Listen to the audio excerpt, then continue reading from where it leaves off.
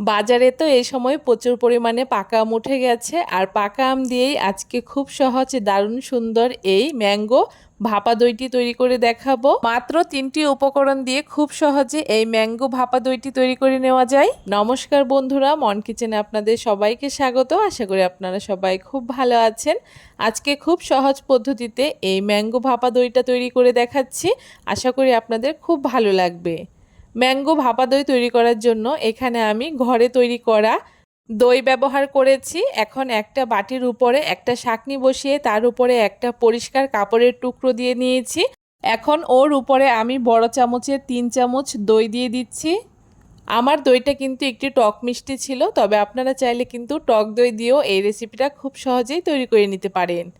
পরিমাণ মতো এখানে আমি দইটাকে নিয়ে নিয়েছি। এখন খুব ভালো করে এই কাপড়টাকে এভাবে করে ভাঁজ করে নিয়ে একটুখানি মুড়িয়ে নেব। এইভাবে করে ঘুরিয়ে ঘুরিয়ে যতটা সম্ভব দইয়ের থেকে জলটাকে বের করে দেব, আর তারপরে এভাবে করে ভাঁজ করে দইয়ের এই পুটলিটাকে ছাঁকনির উপরে রেখে দিচ্ছি, আর তার উপরে ভারী একটা কিছু চাপা দিয়ে এভাবে করে রেখে দেব বেশ কিছুক্ষণ, যতক্ষণ না দইয়ের থেকে সমস্ত জল বেরিয়ে যাচ্ছে। ম্যাঙ্গো ভাপা দইটা তৈরি করার জন্য অবশ্যই দইটা থেকে খুব ভালো করে জলটাকে ঝরিয়ে নিতে হবে। এদিকে জলটা ঝরতে থাক, আর এই পাশে আমি একটা বড় সাইজের আম নিয়ে নিয়েছি। অবশ্যই এখানে পাকা আমটা ব্যবহার করতে হবে। এখন আমটাকে খুব ভালো করে আমি একটা স্লাইস বের করে নিচ্ছি। আপনারা চাইলে কিন্তু এখানে যে কোনো আম ব্যবহার করতে পারেন, তবে অবশ্যই চেষ্টা করবেন যাতে আমটা খুব মিষ্টি হয়। আমটাকে একটা সাইড কেটে নিয়েছি। এখন ছুরির সাহায্যে ঠিক এরকম করে ছোট ছোট করে পিস করে কেটে নিচ্ছি। আপনারা আপনাদের ইচ্ছে মতো আমের এই পিসগুলোকে বের করে নিতে পারেন। আমটা দেখুন কাটার পরে কতটা সুন্দর লাগছে। এখন এখানে একটা মিক্সিং বাটি নিয়ে নিচ্ছি, আর মিক্সিং বাটির মধ্যেই আমগুলোকে আমি একটা চামচের সাহায্যে এভাবে করে তুলে নিচ্ছি। এভাবে করে আমি সমস্ত আমটাকেই মিক্সিং জারের মধ্যে নিয়ে নিচ্ছি। আমগুলোকে এখানে আমি সবগুলো একবারে নিয়ে নিয়েছি। এখানে বড় সাইজের একটা গোটা আম আমি ব্যবহার করেছি। এখন খুব ভালো করে আমটাকে পেস্ট করে নেব। আমটাকে খুব ভালো করে পেস্ট করে নিয়েছি, আর এমনভাবে আমটাকে পেস্ট করতে হবে যাতে কোনো রকম দানা ভাব না থাকে। একদম মিহি পেস্ট তৈরি করে নিতে হবে। দই থেকে আমার খুব ভালো মতো জলটাকে ঝরিয়ে নেওয়া হয়ে গেছে। এখন আবারও একটা বাটি নিয়ে ওই বাটির মধ্যে জল ঝরানো দইটাকে নিয়ে নিয়েছি, আর তার মধ্যে আগে থেকে পেস্ট করে রাখা আমের পাল্পটাকেও দিয়ে দিচ্ছি। আর তারপরে এখানে আমি মিষ্টির জন্য কনডেন্স মিল্ক ব্যবহার করছি।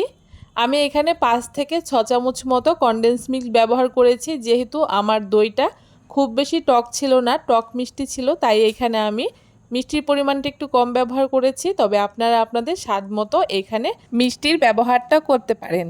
তবে আপনাদের কাছে যদি কনডেন্স মিল্ক না থাকে সেক্ষেত্রে কিন্তু গুঁড়ো চিনিও ব্যবহার করতে পারেন, আর চিনিটা ব্যবহার করার সময় অবশ্যই গুঁড়ো করেই ব্যবহার করবেন, তাহলে কিন্তু খুব ভালো করে এর সাথে মিশে যাবে। খুব ভালো করে একটু সময় নিয়ে সমস্ত কিছু একসাথে মিশিয়ে নিয়েছি, আর ঠিক এরকম একটা স্মুথ ব্যাটার তৈরি হয়েছে। আর ব্যাটারটা কিন্তু এরকম থিকনেসেরই তৈরি করার চেষ্টা করবেন, খুব বেশি যাতে পাতলা না হয়।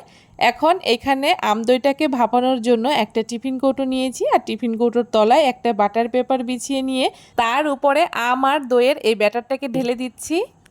দই আর আমের ব্যাটারটাকে দেওয়ার পরে খুব ভালো করে একটুখানি সমান করে নিচ্ছি, আর তারপরে একটুখানি ড্যাব ড্যাব করে নিচ্ছি যাতে ভেতরে কোনো রকম লাম্পস না থাকে।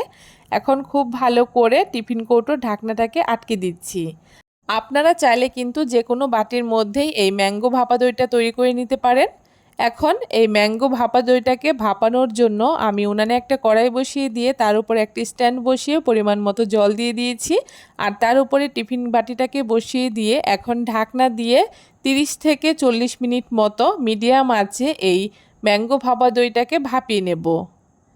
40 মিনিট মতো আমি এইখানে ম্যাঙ্গো দইটাকে ভাপিয়ে নিয়েছি। এখন ঢাকনাটাকে খুলে যতক্ষণ না টিফিন কৌটোটা একদম ঠান্ডা হয়ে যাচ্ছে ততক্ষণ রেস্টে রেখে দেব।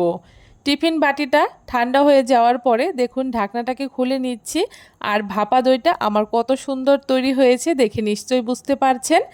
এখন দইটাকে একটা প্লেটের মধ্যে আমি ডিমোল্ড করে নিচ্ছি আর উপর থেকে বাটার পেপারটাকে সরিয়ে দিচ্ছি। আর দেখে বুঝতেই পারছেন কতটা ইয়ামি হয়েছে এই ম্যাঙ্গো ভাপা দইটা।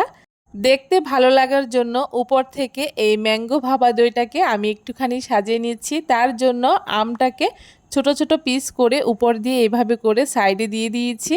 আর তার উপর দিয়ে কয়েকটা পেস্তা এখানে কুচি করে কেটে নিয়েছি আর এই পেস্তা গুঁড়োগুলোকে উপর দিয়ে ছড়িয়ে দিচ্ছি। আর দেখতেই পারছেন আস্তে আস্তে এর লুকটা কিন্তু চেঞ্জ হচ্ছে, দেখেই মনে হচ্ছে দারুণ হয়েছে খেতে। আর তারপরে আমি কয়েকটা ফুলের পাপড়ি দিয়ে উপর থেকে সাজিয়ে নিয়েছি। আর তৈরি হয়ে গেছে আমাদের দারুণ সুন্দর এই ম্যাঙ্গো ভাপা দই। মাত্র 3টি উপকরণ দিয়ে এত সুন্দর এই ম্যাঙ্গো ভাপা দইটি অবশ্যই আপনারা একবার বাড়িতে তৈরি করে দেখবেন, আপনাদের ভীষণ ভালো লাগবে।